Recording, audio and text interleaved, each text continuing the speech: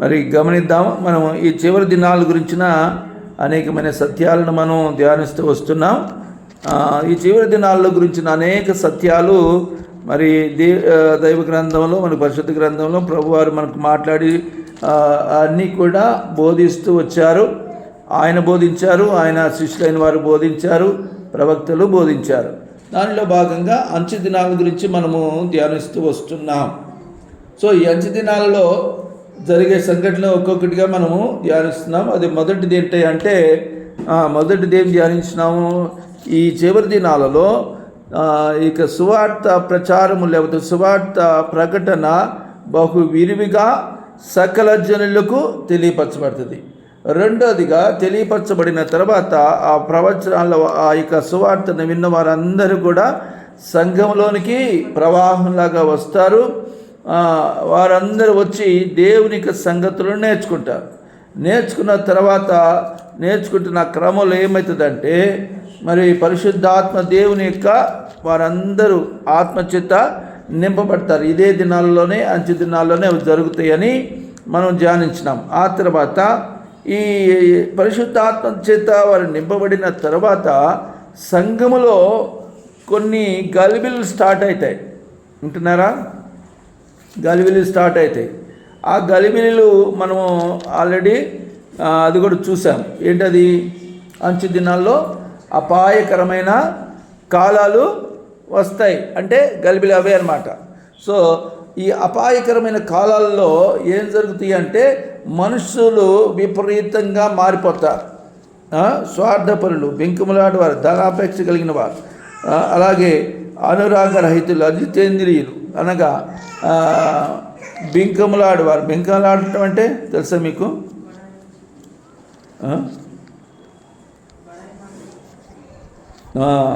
గొప్పలు చెప్పుకునేవారు అని అర్థం.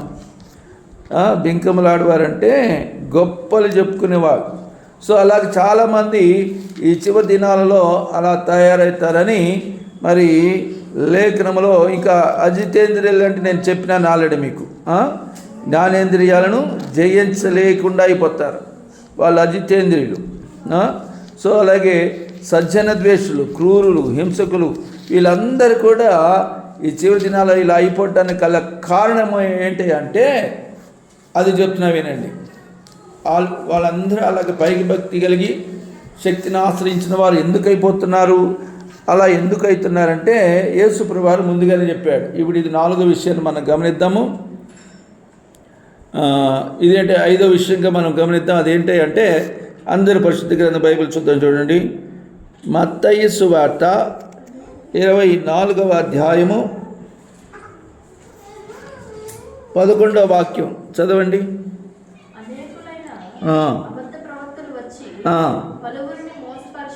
మోసపరుస్తారు, అక్రమము విస్తరించుట చేత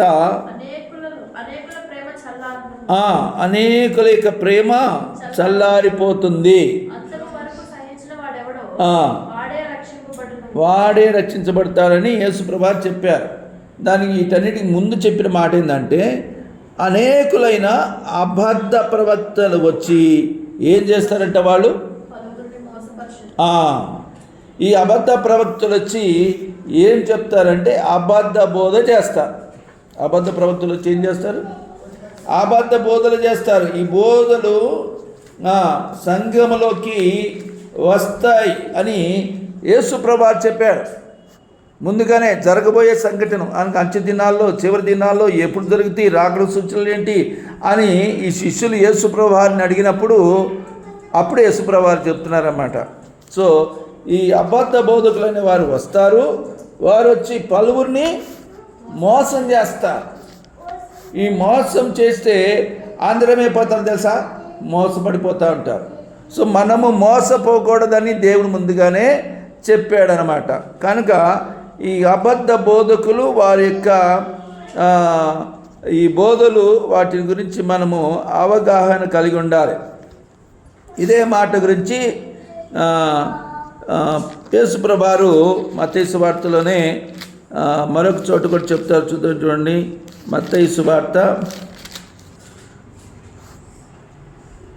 7వ అధ్యాయము 15వ వచనం కూడా చూడండి. అబద్ధ ప్రవక్తలను గురించి జాగ్రత్త జాగ్రత్త పడు. పడుడి. వారు వారు గొర్రెల చర్మములు వేసుకొని మీ యొద్దకు వత్తురు కానీ లోపల క్రూరమైన తోడేలు. వీళ్ళు తోడే లాంటి వారు, ప్రవక్తలు, అబద్ధ ప్రవక్తలు. పైకి వారు గొర్రెలా కనబడతారు కానీ వారు క్రూరమైన తోడేళ్ళు.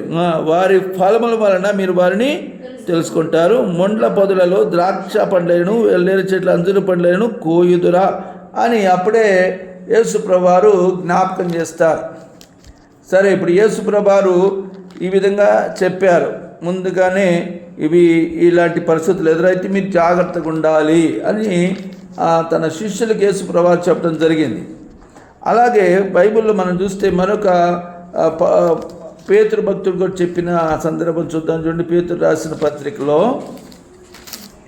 ఆయన ఈ మాట చెప్తారు. పేతురు రాసిన పత్రికలో గమనిద్దాం. చూడండి, 2వ పత్రిక 2వ అధ్యాయం 1వ వచనం. అబద్ధ ప్రవక్తలు ప్రజలలో ఉండిరి, అందువలననే అదిగో ఎక్కడుంటారంటే అబద్ధ బోధకులు మీలోనే ఉంటారన్నాడు. అంటే ఈ సంఘముగా చెప్పబడుతున్న వారిలో నుండి వీళ్ళు బయలుదేరతారు అంటున్నాడు. ఎవరు? పేతురు గారు చెప్తున్నాడు. అబద్ధ బోధకులుందరూ వాళ్ళు ఏం చేస్తారంట? తమ్మును కొనిన యేసు ప్రభువును కూడా విసర్జిస్తారు.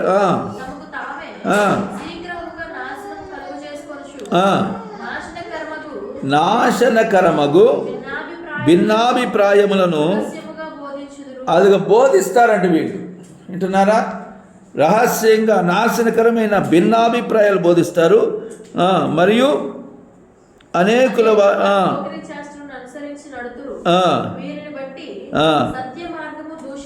అది ఇదే దినాల్లో జరుగుతుంది. ఈ సత్య మార్గం దూషించబడుతుందా లేదా?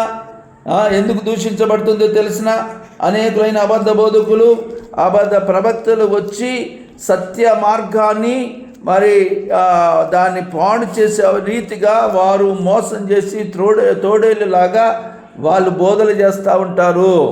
కనుక ఇటువంటి విషయాల్లో మనం జాగ్రత్త కలిగి ఉండాలి అని ఈ పేతురు భక్తుడు కూడా చెప్పాడు. ఇకపోతే మనం కొన్ని విషయాలు చూద్దాం. చూడండి, 3వ అధ్యాయం కూడా చూడండి. 3వ అధ్యాయం 3వ వచనం కూడా చూడున్నానా? అంత్య దినములలో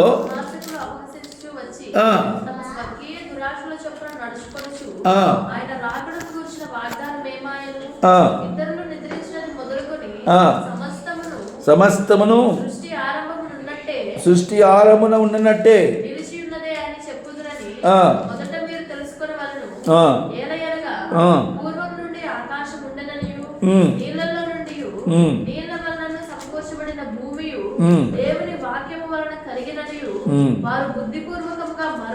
అది చాలా ఇంకా చాలా విషయాలు ఉన్నాయి, కానీ జస్ట్ మీకు చదివిస్తున్నాను. చదివించిన వాటన్నిటినీ కలిపి వాటి యొక్క సారాంశాన్ని మనము గ్రహించుదాం. ఇప్పుడు ఈ సంఘం ఎత్తబడే దానికి ముందుగా ఈ బోధనలన్నీ సంఘంలో ప్రవేశిస్తాయి. అర్థమవుతుందా? సో వాటిని మనము గ్రహించాలని ఈ మాటలన్నీ కూడా ప్రభువారు ముందుగానే తన ప్రవక్తల ద్వారా, అలాగే బోధకుల ద్వారా, అంటే అపోస్తలుల ద్వారా ఈ సంగతులన్నీ కూడా రాయించారు. ఇకపోతే తిమోతి రాసిన పత్రికలో చూద్దాం. చూడండి, మొదటి పత్రిక 4వ అధ్యాయము 1వ వచనం చదువునా? కడవరి దినములలో అబద్ధికుల వేషధారణ వలన మోసపరుచు ఆత్మలయందును దయ్యముల బోధయందును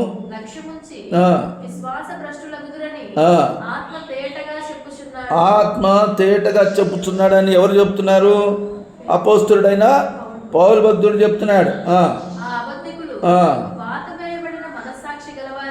చాలా అక్కడ వాళ్ళు కొన్ని ఇది చేయకూడదు, అది చేయకూడదు అని చెప్తారని పౌలు భక్తుడే చెప్తున్నాడు.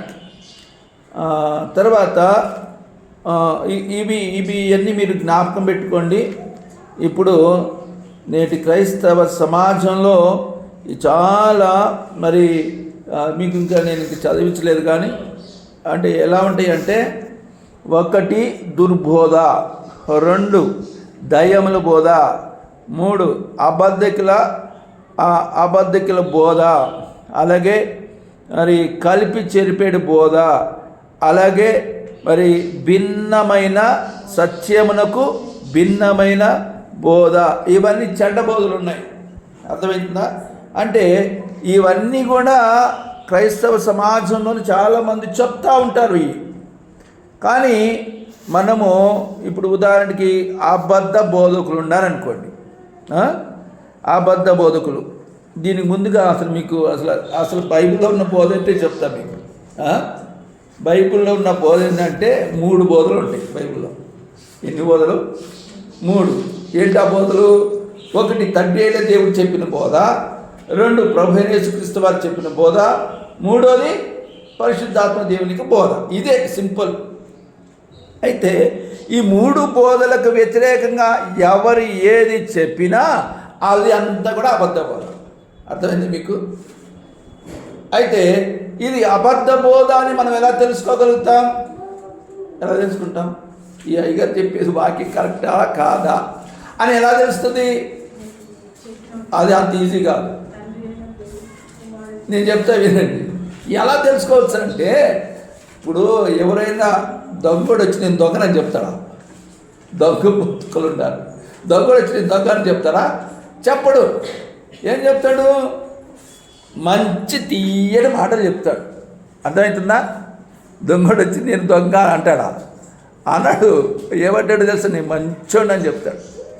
ఇదే అబద్ధ బోధ. వాళ్ళు పైకి యేసుప్రభువు చెప్పారు కదా, వారి పైకి ఎలా ఉంటారంట? గొర్రె చర్మము కప్పుకున్న వాళ్ళలాగా ఉంటారు. అంటే సాధుగుణంగా ఉంటారు. కానీ లోపల వాళ్ళు ఎవరన్నాడు యేసుప్రభువు? రోడేళ్ళు. వాళ్ళ బోధల ద్వారా వాళ్ళు తమను కనపరుచుకుంటారు.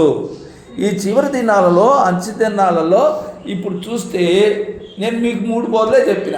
ఏంటి ఆ బోధలు? 1 తండ్రి అయిన దేవుడు చెప్పిన బోధ, 2 కుమారుడైన యేసుప్రభువు చేసిన బోధ, 3వది పరిశుద్ధాత్మ దేవుడు చెప్పిన బోధ. పరిశుద్ధాత్మ దేవుడు చెప్పిన బోధ ఏంటి? యేసుప్రభువు ఆయన చనిపోయి ఆరోహణమై వెళ్ళిపోయాడు కదా. ఇక వెళ్ళిపోయిన తర్వాత మాట్లాడిన మాటలన్నీ ఏంటయ్యా అంటే అదే పరిశుద్ధాత్మని బోధ అన్నమాట. అర్థమైందా? ఆయన ఎక్కడ మాట్లాడాడు? ఆయన వచ్చాడు, కానీ ఆయన వచ్చాడని యేసుప్రభువు, వస్తాడని యేసుప్రభువు చెప్పారు, వచ్చాడని ఉంది. కానీ ఆయన ఎక్కడ మాట్లాడాడు అని మీరు అడిగినట్లయితే అపోస్తలులు చేసిన బోధ అంతటా ఏం బోధ? అది పరిశుద్ధాత్మ దేవునికి బోధ అని మీరు గుర్తుపెట్టుకోవాలి. అర్థమైందా? ఇప్పుడు యెహోవా దేవుడు, తండ్రి అనే దేవుడు చేసిన బోధ అంత ఏంది? యెహోవా సెలవిచ్చినదేమనగా అని చెప్పబడుతుంది కదా. యెహోవా సెలవిచ్చినదేమనగా దేవుడు ఇలాగ మాట్లాడుతున్నాడు అని చెప్పి రాయబడిన మాటలన్నీ ఏవైతున్నాయో అవన్నీ తండ్రి అయిన దేవుడు చేసిన బోధలు. దాంట్లో మరి అది ప్రారంభంలో ఆయన అప్పుడప్పుడు కొన్ని విషయాలు తెలియపరిచాడు, కానీ పూర్తి సారాంశము తండ్రి అయిన దేవుడు ఎప్పుడు చెప్పారంటే మోషేకి బయలుపరిచాడు అనమాట. అందుకని అలాగే యాకోబుకు కూడా బయలుపరిచాడు. అందుకని ఏమన్నా పాట పాడతావు? వాక్యమును యాకోబుకు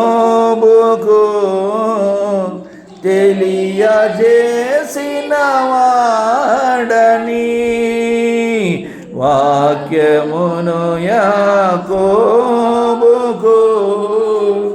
తెలియజేసిన వాడని నమోకిలాగునా చేసియుండాలేదని,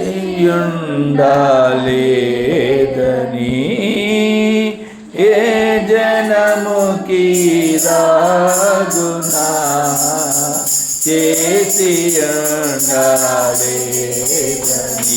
దేవునికి స్తోత్రము గానము చేయుటయే మంచిది, మనమందరము స్తుతి గానము చేయుటయే మంచిది. హల్లెలూయా.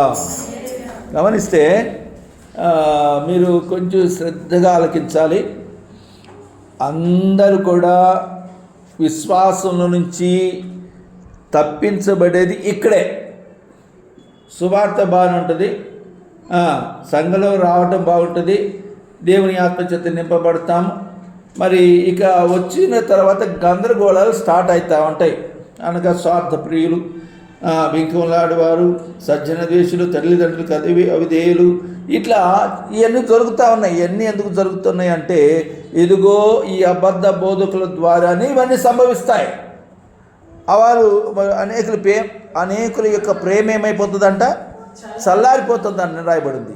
విశ్వాసంలో నుంచి మనం ఇదాగా చదివినగా దయ్యముల బోధను లక్ష్యముంచి వారు ఏమైపోతారంట, విశ్వాస భ్రష్టులైపోతారు అని.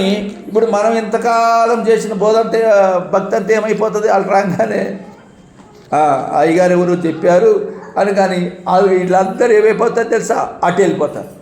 ఎందుకు అటు వెళ్ళిపోతున్నారంటే అయ్యగారు వచ్చి చెప్పారంటే అండి అని చెప్తూ ఉంటారు. అవునా కాదా? అంటే ఈ బోధ ఏమైపోతుందంటే ఈ అన్య బోధలు, లేకపోతే అబద్ధికుల బోధలు, అబద్ధ ప్రవక్తల బోధలు వచ్చి సంఘములో వారికి గాలిబీలి చేసేస్తారు. వింటున్నారా? ఈ మాటలు మీరు జాగ్రత్తగా గమనించాలి. మనం వింటున్నదేమో అది స్పష్టంగా మనం నేర్చుకోకపోతే ఎవరు ఏది చెప్తే అటు వెళ్ళిపోతారు. అవునా కాదా? ఇప్పుడు ఉదాహరణకి ఇప్పుడు ప్రస్తుత సమాజంలో జరుగుతున్న సంగతులు చెప్తేనండి. ప్రస్తుత సమాజం అంటే అన్యజనుల గురించి కాదు, ఇదంతా సంఘములో నుండి బయలుదేరతారని చెప్పాడు కదా. ఎవరు? యేసు. మీలో నుండి వస్తారని యేసుప్రభువు చెప్పాడు. ఇక్కడ పేతురు గారు కూడా ఏం చెప్తున్నారు, వాళ్ళు మీలో నుంచే వారు వస్తారని చెప్పాడు. సో ఇక్కడ రాయబడిన మాట పేతురు గారు ఏం చెప్తున్నారంటే 2వ పత్రిక 2వ అధ్యాయం మొదటి వచనంలో, మరియు అబద్ధ ప్రవక్తలు ప్రజలలో ఉండిరి, అటువలనే మీలోనూ బస్ అంటే ఇప్పుడు ఇవన్నీ ఎవరికి చెప్తున్నాడు? యేసుక్రీస్తు అపొస్తలులు కనబడి సిలువైన విశ్వాసులైన వారికి శుభమని చెప్పి రాయబడినది అని ఉంది అక్కడ. కనుక ఈ అబద్ధ బోధలు చెప్పేవారు కూడా మీలోనే ఉన్నారు. అంటే చర్చ్ అని చెప్పుకుంటేనే వస్తారు. సో అది నేను ఇందాక చెప్పినా కదా, అసలు ఎలా గుర్తుపడతాం ఇది అబద్ధ బోధ అనేది ఎలా తెలుసుకోవచ్చు అంటే, వాళ్ళు ఒకేసారి వచ్చి మేము మంచోళ్ళు కాదు అని వాళ్ళు ఏం చెప్పరు. అంత యేసు ప్రభువు చెప్పినట్టే చెప్తారు. కానీ తీరా తీసుకొచ్చి మళ్ళీ తీసుకెళ్ళి నరకానికి లాక్కెళ్తారు. అది వినడానికి బాగుంటుంది. తీయని పసదార కట్టి తీగలు, తేనె కట్టి తీయగా ఉంటాయి.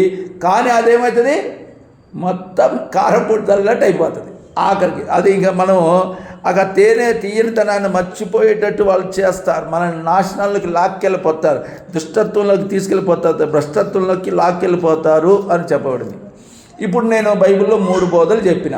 అయితే ఇప్పుడు ప్రస్తుత సమాజంలో అనేకమైన అబద్ధ బోధలు ఉన్నాయని నేను చెప్తున్నా కదా. వీటిని ఇప్పుడు మనము స్పష్టంగా అర్థం చేసుకుందాం. ఇది తెలుసుకోకపోతే మీరు కూడా ఏమైపోతారంటే మోసపోతారు. కనుక ఈ మాటలు మీరు గ్రహించాలి. ఇప్పుడు మొట్టమొదటిగా ఈ పరిశుద్ధాత్మ దేవుడు చెప్పిన బోధ వచ్చిన తర్వాత ఏమైందంటే, ఈ రోమన్ క్యాథలిక్ల వారు మొట్టమొదటిగా బోధ ప్రారంభించారు. అది అపోస్తలుల బోధని వీళ్ళు ఏం చేశారంటే టేక్ ఓవర్ చేశారు. వాళ్ళు ఏం చేశారు, వాళ్ళు టేక్ ఓవర్ చేశారన్నమాట. అంటే ఆ బోధన మొత్తం కూడా వీళ్ళు స్వాధీనం చేసుకున్నారు. స్వాధీనం చేసుకొని అది సంఘంగా వాళ్ళు నడిపిస్తూ ఉన్నారు. నడిపిస్తూ ఉన్న టైంలో వాళ్ళు చేసిన కొన్ని విధానాలు, వాళ్ళు పాటించిన విధానాలు మనం చూసినట్టయితే రకరకాలుగా వాళ్ళు ఈ యొక్క ఆరాధనా పద్ధతులే కానీ, బోధించే పద్ధతులే కానీ, అనుసరించే విధానాలే కానీ వాళ్ళు ఒక కోణంలో వాళ్ళు చేశారు.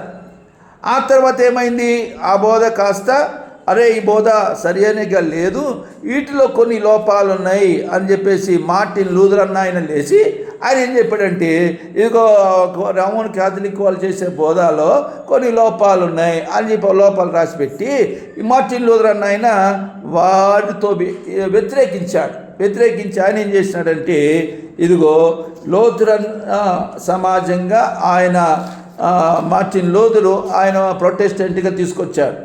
ఆ తర్వాత ఇంకా చాలా డినామినేషన్లు ఏర్పడ్డాయి, చాలా రకాల బోధలు వచ్చేసినాయి. అయితే ఇంతకీ ఇప్పుడు ఆ బోధలతో పాటు చాలా రకాల మీరు చర్చిలు చూస్తారు. రకరకాల చర్చిలు, బ్యాప్టిస్ట్ అని, లూథరన్స్ అని, మెథడిస్ట్ అని, సిఎస్ఐ అని, హెబ్రోన్ అని, అలాగే ఎల్ఏఎఫ్ అని, అలాగే బైబిల్ మిషన్ అని, అలాగే హోసన్నా వాళ్ళని, ఇంకే రకరకాలుగా ఉంటాయి. అయితే మరి ప్రపంచవ్యాప్తంగా మీరు చూసినట్లయితే చాలా కొన్ని వేల డినామినేషన్లు ఉన్నాయి. ఆ వేల డినామినేషన్ వాళ్ళు ఒకరు చెప్పింది ఇంకోళ్ళు చెప్పరు. వింటున్నారా? ఇప్పుడు ఏది సరైన బోధన ఎలా తెలుసుకుంటాం? ఇన్ని బోధనలు ఉన్నాయి కదా.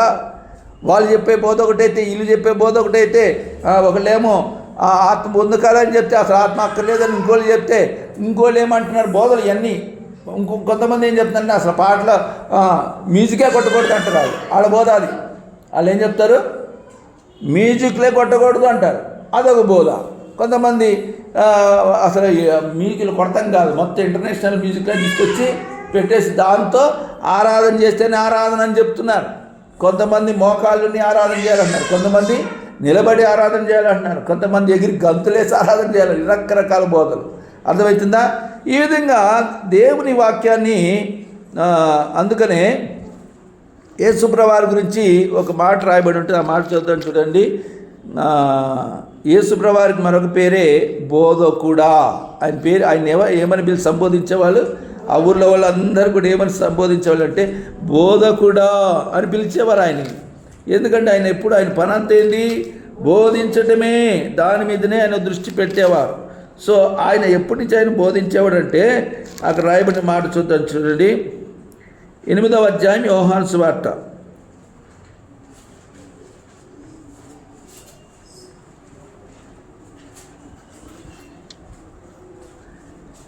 మొదటి వచనం చదవండి.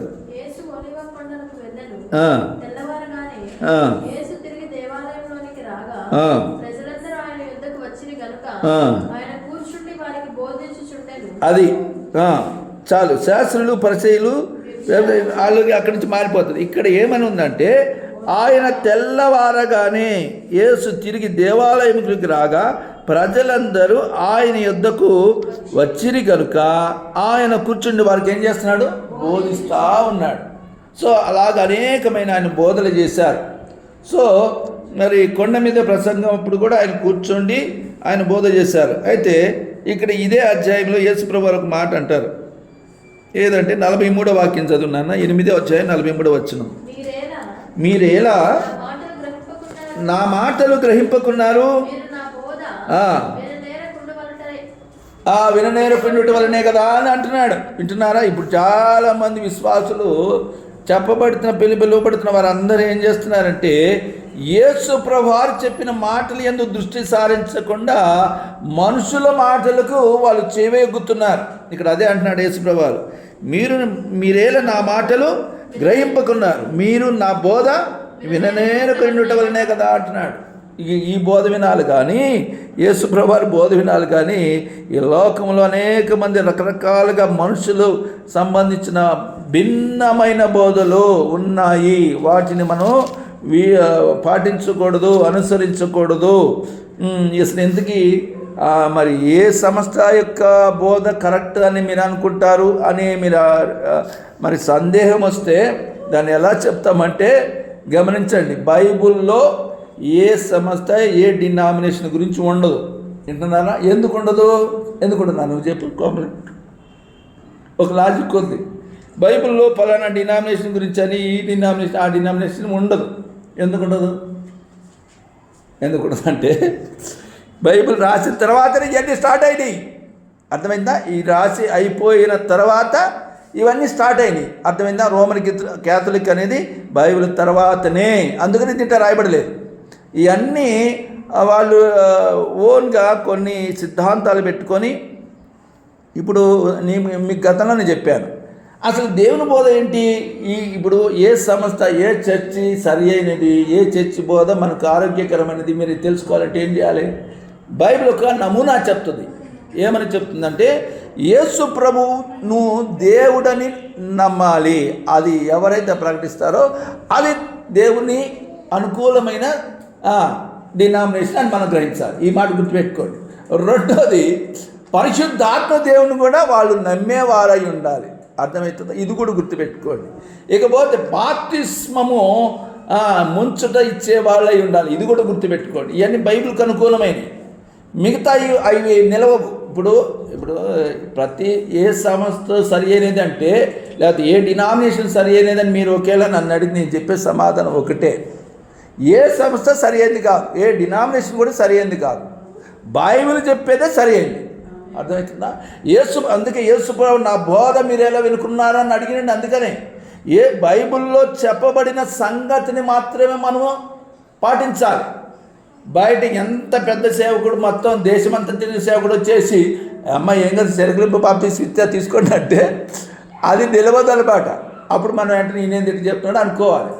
అంటే కొన్ని లోపాలు ఉన్నాయి. ప్రతి డినామినేషన్లో కూడా ఏమున్నాయి? లోపాలు ఉన్నాయి అని మనం గ్రహించాలి. ఎందుకంటే మరి వాళ్ళు అన్ని మొత్తం వాళ్ళు చెప్పేదంతా సరైనది కాదు, మొత్తం వాళ్ళు చెప్పేది తప్పు కూడా కాదు. వింటున్నారా? మరి వాళ్ళు చెప్పేవన్నీ మొత్తం తప్పు చెప్పరు, మొత్తం కరెక్ట్ కూడా చెప్పరు. కరెక్ట్ అంటే కొన్ని రకరకాలుగా మరి కొంతమంది డినామినేషన్ వాళ్ళు ఏమంటారంటే యేసుప్రభు దేవుడు కాదని కూడా అంటారు. అర్థమైందా? వాదన పెడతారు. ఇంకేం చేస్తారో తెలుసా? సవాళ్ళు ఇసురుతారు. మేము నిరూపిస్తాం దేవుడు కాదని, మీరు రండి అంటున్నారు. అంటే ఏంది ఇక్కడ? వాళ్ళు ఆ విషయాల్లో లోపం కలిగి ఉన్నారు. కొంతమంది బాప్తిస్మ విషయంలో లోపాలు కలిగి ఉన్నారు, మరి కొంతమంది పరిశుద్ధాత్మ విషయంలో లోపాలు కలిగి ఉన్నారు. అంటే ఇప్పుడు నేను ఏది కరెక్ట్ అని చెప్తున్నాను, ఏది కరెక్ట్ కాదు. పెంతెకోస్తు అయినా, హెబ్రోన్ అయినా, ఫెలోషిప్ అయినా, ఇంకేదైనా ఏది ఇది కరెక్టా అది కరెక్టా అని నిర్ణయించడానికి మనం లేం. బైబిల్ ఏం చెప్తుందో దాన్ని చూసుకుంటా అని చెప్తున్నాం. అర్థమవుతుందా? ఎవరు తప్పు కాదు, ఎవరు రైటు కాదు. అర్థమైందా?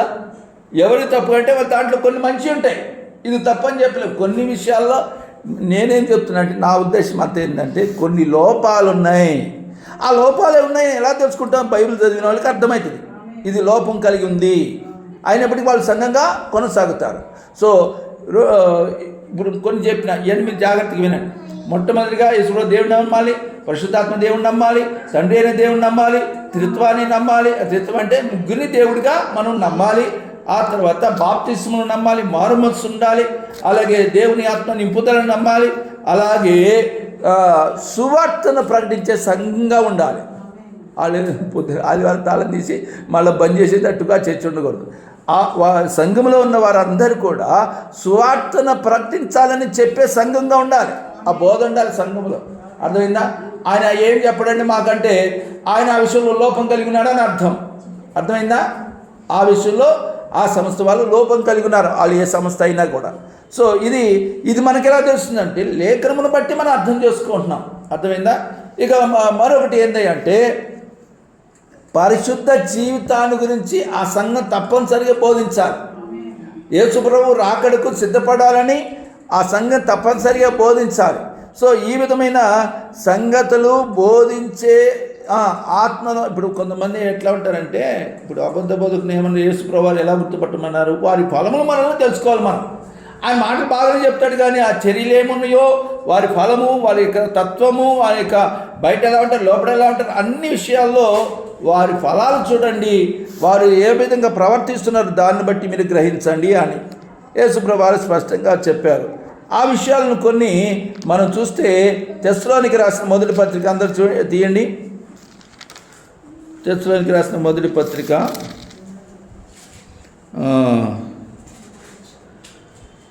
2వ అధ్యాయము 3వ వచనం నుంచి చూడండి నాన్న.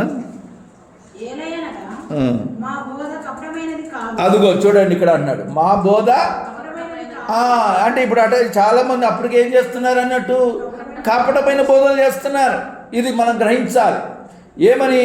యేసు ప్రభు వారు మాత్రమే కాదు, ఇంకొక విధంగా కూడా రక్షణ పొందొచ్చు, లేకపోతే సున్నతి కూడా పొందాలి, లేకపోతే అప్పుడున్న ఇశ్రాయేలు అదే పని చేసేవారు. ఇదిగో యూదుల ద్వారా, ఈ వంశము ద్వారానే మరి రక్షణ కలుగుతుంది, వారి ద్వారానే ఇతరులకు వస్తుంది అని చెప్పే బోధలు ఉన్నాయి. మా బోధ కపటమైనది కాదు. రెండోది అదిగో చూస్తున్నారా, అంటే అపవిత్రంగా ఉంటూ బోధ చేసే వారి సంస్థలు సంఘాలు ఉన్నాయని చెప్తున్నాడు. రెండోది. మూడోది మోసయుక్తమైనది కాదు కానీ సువార్తను మాకు అప్పగించుటకు ఉమ్. యోగ్యులమని దేవుని వలన ఎంచబడిన వారమై ఆ. మనుషులను సంతోషపెట్టు వారు కాక ఆ. మన హృదయములను పరీక్షించు దేవుని ఉమ్. సంతోషపెట్టు వారమై బోధించుచున్నాము. అదిగో వీళ్ళు ఎట్లా బోధిస్తున్నారు చూడండి, ఆయన ఎంత చక్కగా చెప్తున్నాడు. ఇదిగో అప్పటికే బోధలు, రకరకాల బోధలు వచ్చేసి వారు కన్ఫ్యూజ్ అయిపోతున్నారు. ఇప్పుడు చాలామంది ఇప్పుడు మీకు అందరికీ తెలుసు చాలా రకాల బోధలు ఉన్నాయి. మ్యార్మోన్ అనే ఒక సంఘం ఉంటుంది, అలాగే యెహోవా సాక్షులు అనే వాళ్ళు ఉన్నారు, అడ్వాంటిస్టులు అంటే సెవెంత్ డే వాళ్ళు ఉన్నారు, అలాగే బ్రదర్ అని వాళ్ళు ఉన్నారు, అలాగే చాలామంది రకరకాల చర్చ్ ఆఫ్ క్రైస్ట్ వాళ్ళు ఉన్నారు. వీళ్ళందరూ చాలా డినామినేషన్, సాల్వేషన్ ఆర్మీ అనే వాళ్ళు ఉన్నారు. సో వీళ్ళందరూ కూడా అలాగా చాలా డినామినేషన్ ఉన్నాయి. వాళ్ళు చెప్పే వాటిలో కొన్ని లోపాలు ఉన్నాయి. అది నువ్వు ఎలా చెప్తావు 5 లోపం అంటే బైబిల్లో లేదు కాబట్టి మనకు అర్థమవుతుంది. బైబిల్లో లేనిది ఎవరైనా బోధించినా అది అబద్ధ బోధే అని మనం గ్రహించాలి. సో బైబిల్లో లేనిది ఎవరైనా చెప్పినా, ఎవరైనా దాన్ని తీర్మానించినా దానిని మనం అనుసరించకూడదు అని మనం గ్రహించాలి. అలా చెప్పేవాళ్ళు చాలామంది బయలుదేరతారు అని చెప్తున్నాడు. ఇక్కడ 4వ వచనం చూడండి, సువార్తను మాకు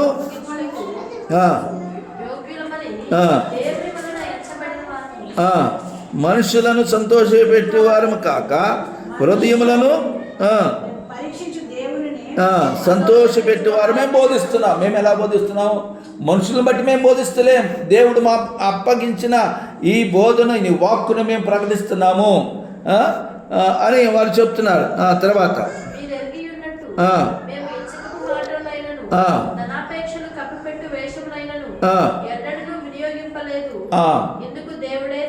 అదిగో ఈ బోధలు చేసే వాళ్ళు ఏం చేస్తారంటే ఇచ్చకప్పు మాటలు చెప్తారు అన్నాడు.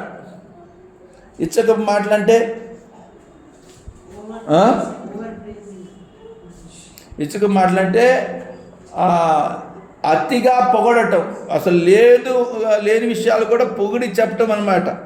అంటే విశ్వాసులు లేకపోతే మనుషులు అయిన వారిని, క్రైస్తవులైన వారిని, విశ్వాసులైన వారిని ఆ బోధ చేసేవాళ్ళు ఏంటంటే ఆకర్షించుకున్నట నిమిత్తమై ఆ మనుషులను విపరీతంగా పొగుడుతారు. టూ మచ్ ప్రైజింగ్ అంటారు దాన్ని. విపరీతంగా మనుషులను పొగిడి ఆకట్టుకోవడానికి ప్రయత్నం చేస్తారు. రెండోది ఏంటంటే ధనాపేక్షను కప్పిపెట్టు వేషం. వాళ్ళు ఏం వేషం వేస్తారంట? ధనాపేక్షను కప్పిపెట్టే వేషం వేస్తారంట. అంటే మనం గమనిస్తే ఇప్పుడున్న కార్పొరేట్ చర్చ్ వాళ్ళు చేసేది అంత ఇదే.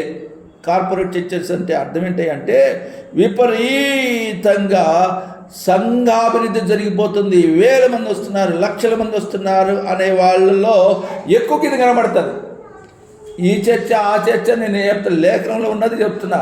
ధనాపేక్ష వాళ్ళ బోధలు అన్నీ కూడా ఎలా ఉంటాయంటే డబ్బు డబ్బు డబ్బు అని, ఎవరైతే డబ్బు అని బోధ చేస్తున్నారో ఇగో ఈ మాటకి వాళ్ళకి సరిపోతుంది అనమాట. ధనాపేక్ష కప్పిపెట్టే ఒక వేషంతో వాళ్ళు చెప్తారు. ఏమని? వాళ్ళు లాభార్జన చేసుకున్నట్టు కొరకు. కానీ దేవుని సంఘములో పరిశుద్ధాత్మ దేవుడు బోధించవలసిన సంగతులను బోధించిన పక్కన పెట్టి వీళ్ళు చేసేదంతా కూడా ఇప్పుడు నేను లేఖనంలో ఉన్నదే చెప్తున్నా కానీ లేనిది నేనేం చెప్తలేదు. ఇది మనం గ్రహించాలి.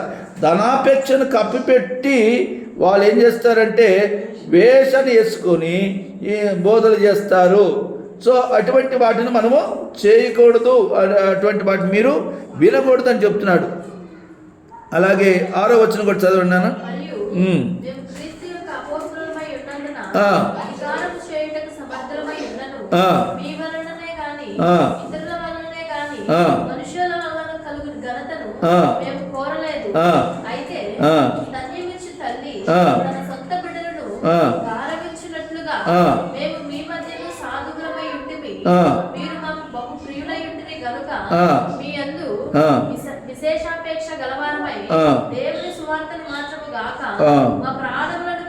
మా ప్రాణములు కూడా మీకు ఇచ్చుటకు సిద్ధపడి. ఇప్పట్లో ఎవరు కనపడట్లా, అర్థమవుతుందా? వాళ్ళ ప్రాణాలు తీయటానికే ప్రయత్నం చేస్తారు కానీ విశ్వాసుల యొక్క రక్తం పీల్చుకోవడానికి చేస్తారు. కానీ వీళ్ళు మాత్రం అత్యంత లగ్జరీగానే వాళ్ళు బిహేవ్ చేస్తున్నారు. సో ఈ చివరి దినాల్లో ఇవన్నీ జరుగుతాయి. అంచు దినాలు ఇలాంటి వాళ్ళందరూ లేస్తారు, మనలను పీల్చుకొని తింటారు. వాళ్ళు తల్లి గారమించినట్లుగా వారు మాట్లాడరు, కనికరం చూపించరు, దయ చూపించరు. వాళ్ళు ఏదో పెద్ద అధికారులాగాను వీళ్ళందరూ బానిసల్లాగాను వాడుకునే తత్వము లాంటి బోధలు ఎక్కువ బయలుదేరుతాయి. ఈ విషయాన్ని మనం గ్రహించాలి. సో అలాంటి బోధలకు మీరేం చేయాలి? తల ఒగ్గకూడదు. ఇది అంచు దినాలు, మీరు మోసపోతారు, తర్వాత నిండా మునిగిపోతారు. అదే చెప్తున్నాడు. ఇటువంటి బోధలను మీరు వింటే కనుక భ్రష్టత్వంలోకి వెళ్ళిపోతారు. ఈ నేను చెప్పినవి కాదు, లేఖనంలో రాయించిన మాటలు. మరలా మనము ఇక్కడికి వద్దాం. చూడండి, పేతురు రాసిన మొదటి పత్రికలోకి. అక్కడ ఇంకా పేతురు గారు స్పష్టంగా ఆయన చెప్తున్నాడు. ఏమని చెప్తున్నాడు? 2వ పత్రిక 2వ అధ్యాయము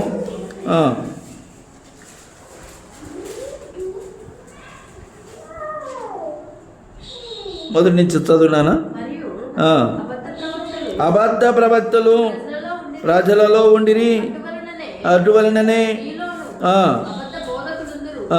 వీరు తమను కొనిన ప్రభువును కూడా విసర్జించుచు తమకు తామే శీఘ్రముగా నాశనము కలుగజేసుకొనుచు నాశనకరమగు భిన్నాభిప్రాయములను రహస్యంగా, అంటే వాళ్ళు సీక్రెట్ మీటింగ్స్ పెడతారంట. అంటే అందరికీ పెట్టాలి, కొంతమంది పిలిచి రహస్యంగా వాళ్ళకి బోధిస్తారు. వాళ్ళు వెళ్ళిపోయి సంఘాన్ని గలిబిలి చేస్తారు. క్రైస్తవ సమాజంలో ఇటువంటి వారి ద్వారానే ప్రమాదము పొంచి ఉంది అనేది స్పష్టంగా ప్రభువారు చెప్పారు. మరియు 2వ వచనం చదువున అనేకులు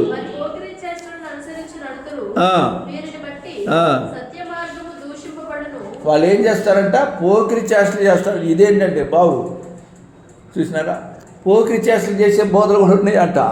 సో వాళ్ళు ఏ విధంగా చేస్తే వీళ్ళు అదే విధంగా చేస్తారంట.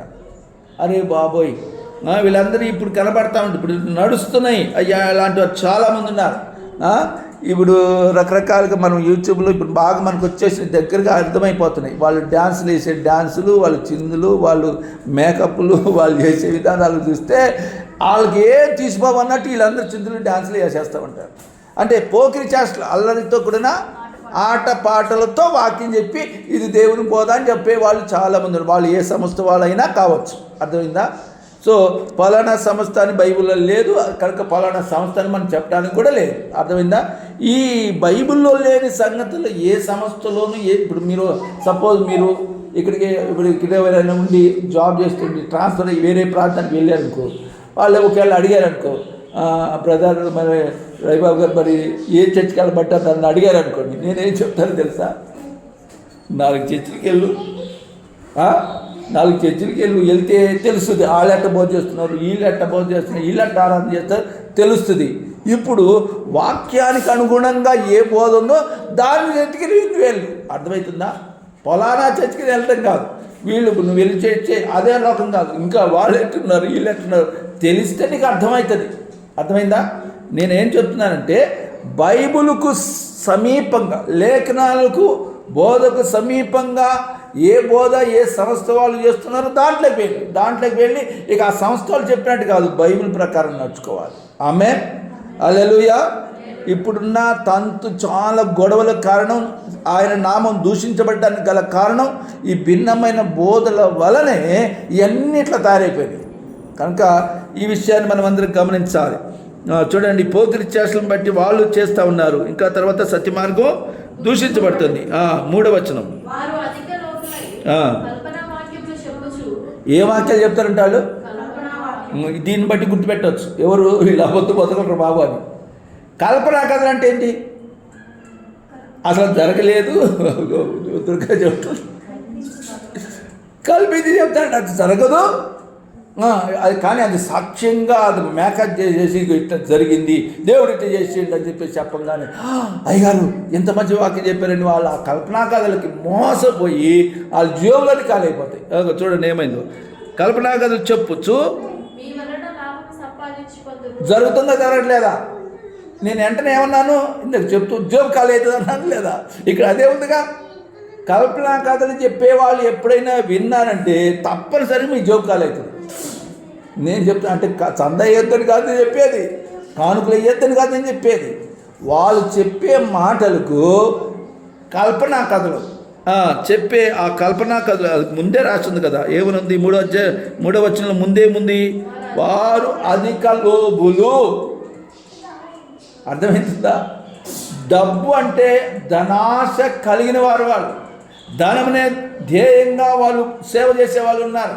సో అటువంటి వారి యొక్క మాటలు మీరు విన్నారంటే మీ జోబుకాలు అవుతుందని అర్థం. ఏమవుతుందని రాసింది? మీ వలన వాళ్ళు లాభం సంపాదించుకుంటారు,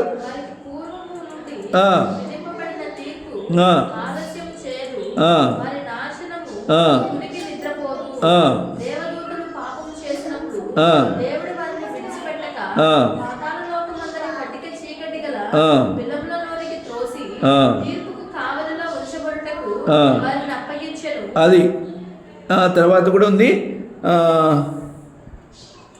ఇక్కడ రెండు విషయాలు చెప్తాడు. జలప్రళయముల గురించి చెప్తాడు, అలాగే సుధమ గురముల గురించి చెప్తాడు. అది కూడా చదువునా? 5, 6 కూడా చదువు.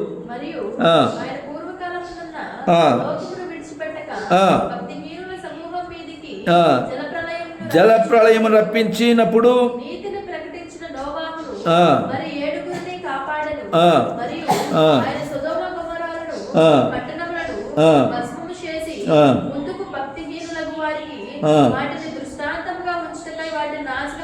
చాలు. అక్కడ వాళ్ళు ఎవరైతే ఆ విధంగా దేవుని వాక్యాలుగా కల్పనా కథలకు వెళ్ళేవారు వాళ్ళు అట్ట నాశనమయ్యారు, అదే నాశనాన్ని పొందుకుంటారు అని పేతురు భక్తుడు స్పష్టంగా తెలియజేస్తున్నాడు. ఇప్పుడు గలతీలు రాసిన పత్రికలోకి వెళ్దాం. చూడండి, గలతీల రాసిన పత్రిక 1వ అధ్యాయంలో ఆ మాట మనము చూడొచ్చు.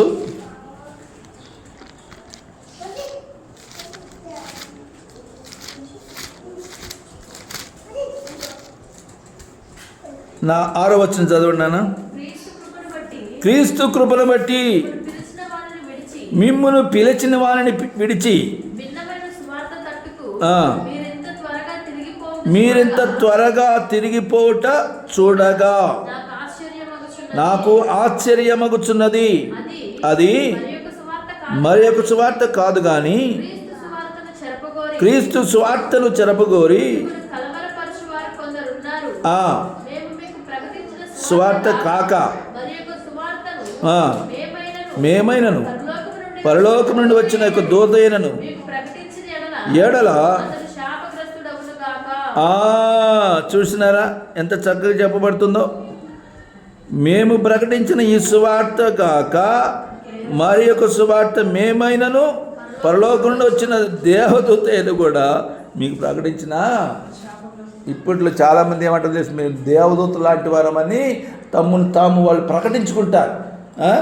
సో వాళ్ళు చెప్పే మాట్లాడేటప్పుడు ఇప్పుడున్న యూట్యూబ్లో ఎక్కువ మంది సంస్థల వాళ్ళు, క్రైస్తవ సంస్థల వాళ్ళు చెప్పుకునేది ఏంటంటే అసలు మేము కొత్త విషయం కనిపెట్టేసినాము, అసలు బోధ ఇదని జనాలను ఆకర్షించుకోవటానికి, వ్యూస్ పంచుకోవటానికి వాళ్ళు ఏం చేస్తున్నారంటే విపరీతమైన ఇట్లాంటిదే భిన్నంగా వాళ్ళు బోధ చేస్తారు.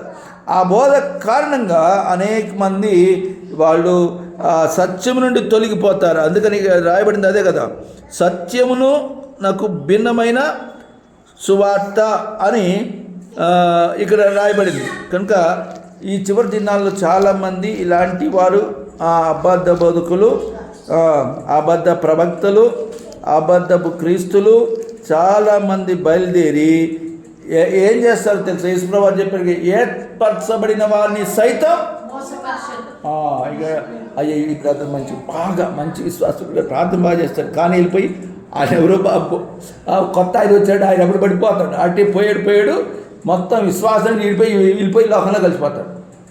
ఇలా చాలా సాక్ష్యాలు ఉన్నాయి, మీరు ఇవి తెలుసుకోవాలి. ఇప్పుడు అందుకనే కొరింథీలో ఉన్న సంఘంలోకి ఈ జాగ్రత్తనండి. కొరింథీలో ఉన్న సంఘంలోకి ఆ సంఘాన్ని స్థాపించింది ఎవరు? కొరింథీ సంఘాన్ని స్థాపించింది ఎవరు? మీకు నేను చెప్పలేదు కాబట్టి అదే పౌలు గారు స్థాపించారు. స్థాపించినప్పుడు ఏం జరిగిందంటే ఆయన వాళ్ళందరికీ చక్కటి బోధ చేసి 1.5 సంవత్సరం పరిచయం చేస్తాడు. 1.5 సంవత్సరం వాళ్ళకి అన్నీ నేర్పించి వెళ్తాడు. నేర్పించి వెళ్ళిన తర్వాత పేతురు అలాగే అపోల్లో అనే వారు కూడా వెళ్తారు. ఈయన అక్కడ సంఘాన్ని స్థాపించి పౌలు గారు వెళ్ళిపోతాడు. తర్వాత ఎవరు వెళ్తారు? కేఫా వెళ్తాడు, అంటే పేతురు గారు వెళ్తాడు. తర్వాత అపోలో వెళ్తాడు. అందుకని వాళ్ళు ఇద్దరి గురించి రాయబడుతుంది. అందుకని వాళ్ళు ఏమంటారు? మొదటి అధ్యాయంలోను, రెండో అధ్యాయంలో, మూడో అధ్యాయంలో ఏమంటారు? నేను పౌలు వాడును, నేను అపోల్లో వాడును, కేఫా వాడును అంటారు. అరే వీళ్ళు ఎట్లెందుకు మాట్లాడుతున్నారు? అర్థమవుతుందా? ఎవరు ఫ్యాన్స్ లాగా తయారైపోయారు వాళ్ళు. మాకు ఆయన ఫ్యాన్స్, మేము ఈయన ఫ్యాన్స్, మేము ఆయన ఫ్యాన్స్ అంటున్నారు. ఇప్పుడు కూడా అదే నడుస్తుంది ఫ్యాన్స్. నేనేమంటానంటే మనము అవ్వాల్సింది ఫ్యాన్స్ కాదు. అర్థమవుతుందా? ఏ దైవజనుడికి మనం ఫ్యాన్స్గా ఉండకూడదు. మనము మన నాయకుడు ప్రభు అయిన యేసుక్రీస్తు వారి, ఆయనకి మాత్రమే ఫ్యాన్స్ అవ్వాలి. ఆమేన్, హల్లెలూయా. మరి దైవజనుడు ఏంటి అంటే, దైవజనుడు ఎవరు అంటే, దైవజనుడు ఇక్కడ ఆయన ఎవరో ఈ పౌలు భక్తుడే చెప్తాడు చూడండి. దైవజనుడు ఎవరో ఉన్నాడు, ఏమై ఉండాలో అక్కడ ఆయన చెప్తాడు. 4వ అధ్యాయం, కొరింథీయులకు రాసిన పత్రిక 4వ అధ్యాయం 14 వచ్చింది చదవండి.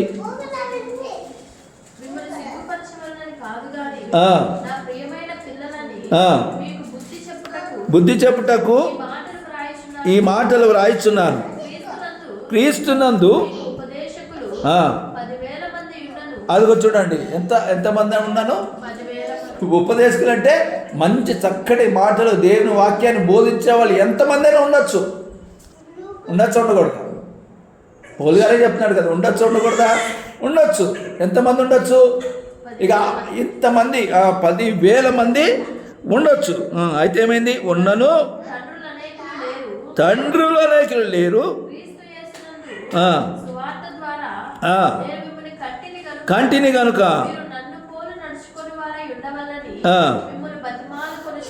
అది ఇప్పుడు చూసినారా? కేఫాను అనుసరించమన్నాడా, లేకపోతే అపోలోని అనుసరించమన్నాడా, లేకపోతే ఇంకొకరిని అనుసరించమన్నాడా? ఎవరు అనుసరించారు? మీరు ఉపదేశకులు ఎంతమంది వచ్చి చెప్పి వెళ్ళినా మీరు అనుసరించవలసింది ఎవరిని అన్నాడు? అక్కడ చదువురాడా? దాని ముందు చదువు. ఉపదేశకులు ఎంతమంది ఉన్నారు? 10,000 మంది. తండ్రులు ఎంతమంది ఉన్నారు? ఎంతమంది? మరి తండ్రి ఒక్కడే, తండ్రులు అనేకులు లేరు అంటే అర్థమైంది. ఆత్మీయ తండ్రి ఎవరు? ఒక్కడే ఉంటాడు. ఆయన మీరు అనుసరించాలని చెప్తున్నాడు. తండ్రులు అనేకులు ఉంటారా? ఉండరు. మీ ఆత్మీయ తండ్రి ఎవరు? మీ ఆత్మీయ తండ్రిని బట్టి నడుచుకోవాలి. కానీ ఇవి వచ్చి చెప్పిన వాళ్ళందరూ ఆత్మీయ తండ్రులు కారు అని చెప్తున్నాడు. వాళ్ళందరూ ఎవరు మరి? ఉపదేశకులు. ఒకవేళ వచ్చి బోధ చేసినప్పటికీ ఇక ఆయగారిని పట్టుకుని అటుపోయి ఇంకొక ఆయగారిని ఇప్పుడు అటుపోతే ఈ సంఘం ఏమవ్వాలి అంటే వీళ్ళకి ఏమవుతుంది అర్థం అంటే, వీళ్ళు ఉపదేశకుల మీద దృష్టి పెడుతున్నారు కానీ దేవుని మీద దృష్టి పెడతలేరు, ఆత్మీయ తండ్రి మీద దృష్టి పెడతలేరు. ఇలా జరగకూడదు. అందుకని పౌలు భక్తుడు డైరెక్ట్ స్టేట్మెంట్ చేస్తున్నాడు, మీరు నన్ను పోలి నడుచుకుని వారై ఉండాలి. అంతేగాని నేను కేఫా వాడిని, అపోలో వాడిని, ఇంకో వాడిని, ఆ వాడిని, ఈ వాడిని చెప్తాం లేదు. ఇప్పుడున్న సమాజంలో ఇదే జరుగుతుంది. ఫ్యాన్స్ అయిపోయారు.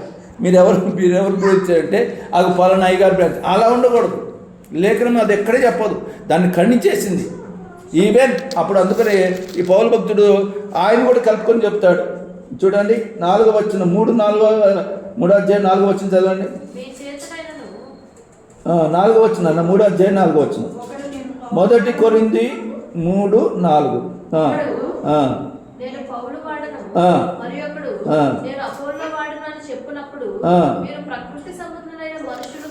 అది రోజు ఇప్పుడు ఎవరైనా ఇలా చెప్తే వాళ్ళు ఎవరన్నట్టు? మేము మా అయ్యగారు అంటే అయ్యగారికి చెప్పుకోవచ్చు. కానీ ఇక్కడ వీళ్ళు ఏమంటున్నారంటే విపరీత ధోరణికి వెళ్ళిపోయారు. నేను పౌలు వాడను, అపోల్లో వాడను. ఎలాగ ట్రీట్మెంట్ చేస్తున్నారు చూడండి.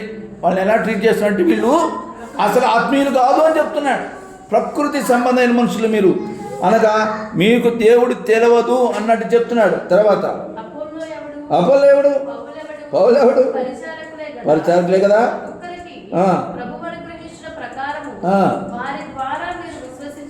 అంతే.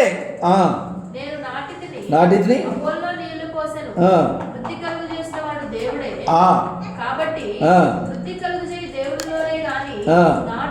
నాటు వాళ్ళు ఏం లేదు. ఏం లేదంటున్నాడు. చూసినారా, ఆయన కూడా ఏం లేదని చెప్పుకుంటున్నాడు. నేనేమంటానంటే ఇగో ఇలాగ చాలామంది ఇప్పటికీ చేస్తున్నారు. అప్పుడు ఇది 2000 సంవత్సరాల క్రితం సంఘటన ఇది, కానీ ఇప్పటికి కూడా అదే తంతు నడుస్తుంది. అలా ఒకవేళ ఎవరైనా చేస్తే మనం ఏమని గ్రహించాలంటే వీళ్ళు ప్రకృతి సంబంధమైన మనుషులు, అనగా వీరు ఆత్మ సంబంధులైన మనుషులు కాదు. మనం ఎవరికైనా ఇప్పుడు నేను పౌలు గారిని అని చెప్పి మీరు నాకే అని అంటే తండ్రిగా ఆయనకు హక్కు ఉంటుంది, కానీ నాలో కూడా ఏం లేదని చెప్తున్నాడు ఆయన. మరి ఎవరు వృద్ధి కలుగు చేయి దేవునికే మీరు అనుసరించి నడుచుకోవాలి. ఆయనే మనందరికీ నాయకుడు అని చెప్తున్నాడు. కనుక మనకు